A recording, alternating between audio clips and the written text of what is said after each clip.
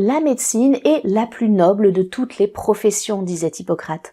Mais c'est quoi la médecine ? Premièrement, la médecine est une science dans le sens où c'est une discipline qui applique la méthode scientifique pour mener des expériences qui servent à affiner des hypothèses et les élever au rang de théories. De ces théories, en anatomie et en physiologie notamment, elle bâtit un modèle de connaissance de l'humain, son fonctionnement, ses pathologies et les moyens de les prendre en charge. C'est aussi une science puisqu'elle utilise des données scientifiques. En médecine, on ne fait pas n'importe quoi, on se base sur des données fiables et réfutables. Vous pouvez faire de la médecine sans jamais faire de recherche en médecine, mais vous allez devoir appliquer les données de la science médicale pour prendre en charge les patients. Mais la médecine, c'est aussi un art, parce que la science, les données, les études, c'est bien, mais en médecine, on traite avec des êtres humains, et l'humain, c'est tout sauf rationnel. La connaissance scientifique ne suffit pas.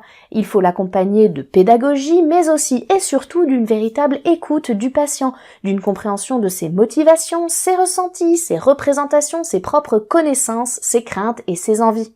Et ça n'est même pas suffisant. L'art médical, c'est aussi savoir s'éloigner des recommandations parce que ce patient, on le sent pas. Les chercheurs appellent ça le gut feeling et ça a sans doute sauvé beaucoup de personnes.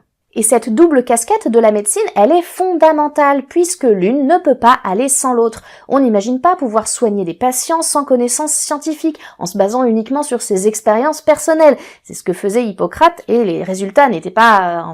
voilà quoi.